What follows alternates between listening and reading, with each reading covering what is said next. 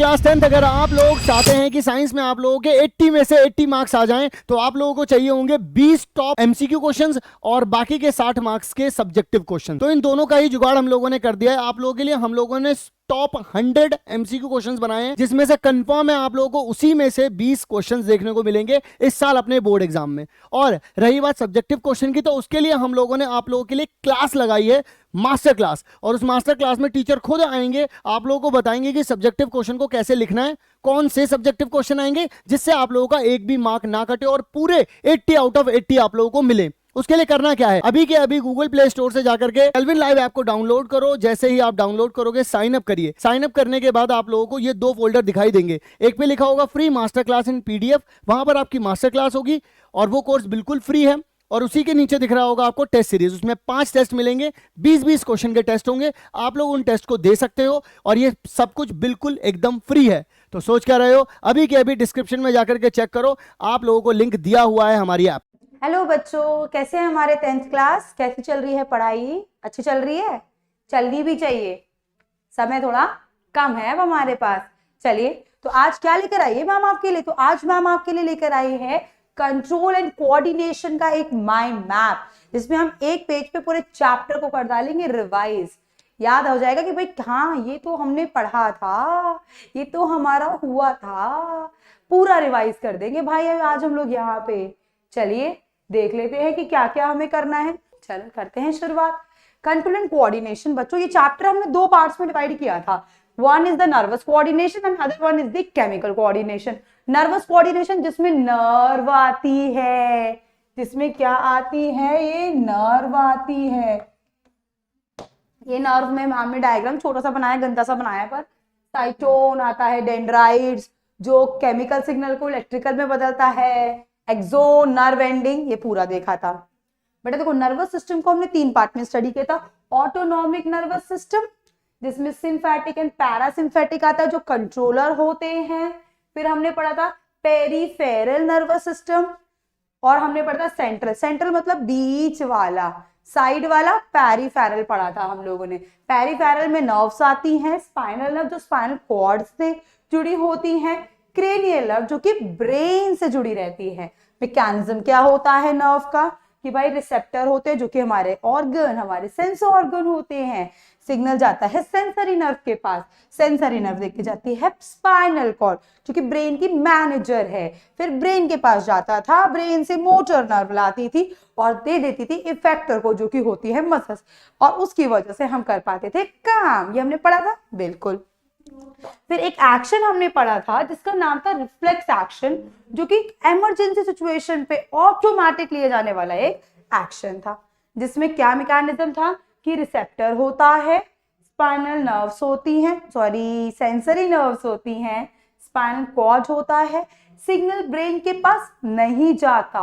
भाई ये इमरजेंसी में लेने वाला सिचुएशन, जब हम कोई गर्म चीज छू रहे हैं, ब्रेन के पास जाएगा आएगा, इसमें तो बहुत टाइम लग जाएगा।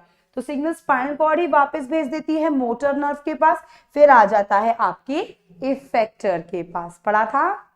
फिर हम आए थे सेंट्रल नर्वस सिस्टम। सेंटर जिसमें क्या आती है, अपना ब्रेन और स्पाइनल कॉर्ड। तो हमारी स्पाइनल कॉर्ड आती है, वो हमने देख लिया।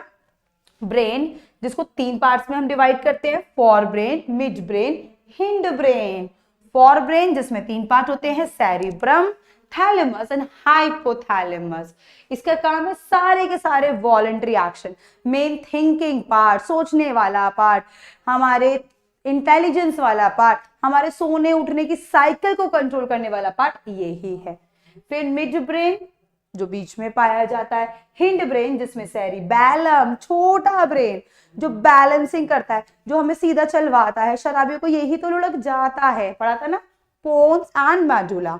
3 थे बच्चों, और इन दोनों का मिक्स करके काम किया था कंट्रोल करना इनवॉलेंटरी एक्शन।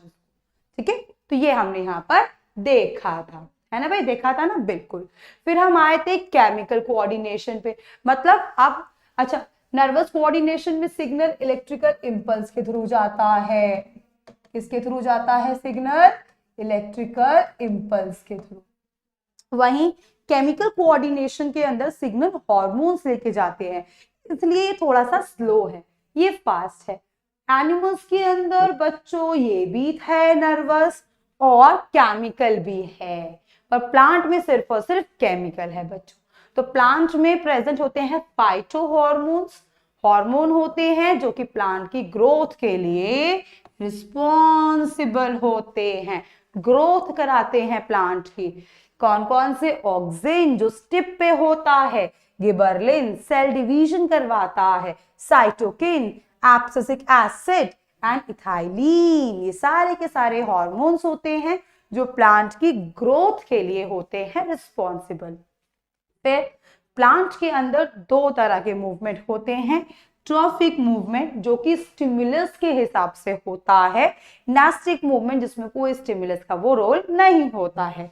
ट्रॉफिक मूवमेंट में हमने 4 पढ़े थे, फाइटोट्रोपिज्म सनलाइट के हिसाब से मूवमेंट, जियोट्रोपिज्म ग्रेविटी के हिसाब से मूवमेंट, हाइड्रोट्रोपिज्म वाटर के हिसाब से मूवमेंट एंड कीमोट्रोपिज्म केमिकल के हिसाब से मूवमेंट।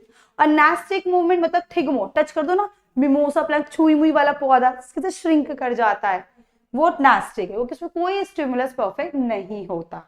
फिर एनिमल्स के अंदर प्रेजेंट होते हैं एंडोक्राइन ग्लैंड्स, एक्सोक्राइन भी होते हैं पर हमें इसमें एंडोक्राइन स्टडी करना है, जिनको डक्टलेस ग्लैंड कहते हैं, मतलब इनके पास कोई प्रॉपर डक्ट नहीं होती, इसीलिए ये रिलीज कर देते थे अपने हार्मोन डायरेक्टली, किसमें?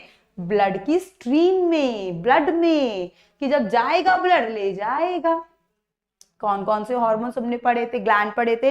एक हमने पढ़ा था पिट्यूटरी ग्लैंड जो ब्रेन में था, जो रिलीज करता है ग्रोथ हार्मोन और भी करता है TSH, FSH, पर वो आपको नहीं पढ़ना था। थायराइड ग्लैंड जो रिलीज करता है थायरोक्सिन हार्मोन, कहां पर होता था? हमारे गले में। फिर पैनक्रियाज जो एब्डोमेन से थोड़ा सा नीचे होती है, जो ग्लूकोज एंड ग्लाइकोजन रिलीज करती हैं डायबिटिक पेशेंट्स में। सॉरी मैम ने ग्लूकोज लिख दिया बच्चों, इंसुलिन, मैम इसको ठीक कर देती है, इंसुलिन एंड ग्लाइकोजन लिख दिया मैम ने ग्लूकागॉन। ये पूरा ही गलत हो गया है मैम से, सॉरी बच्चों। इंसुलिन, ओहो, इंसुलिन एंड ग्लूकागॉन, ठीक है बच्चों, यही रिलीज करते थे ना।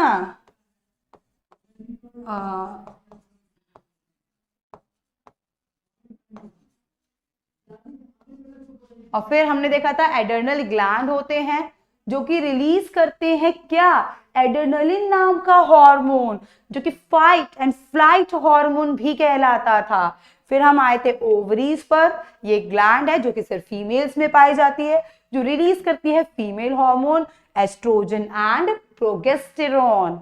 फिर मेल के अंदर पाई जाती है टेस्टिस, जो रिलीज करती है टेस्टोस्टेरॉन नाम का हार्मोन, है ना भाई।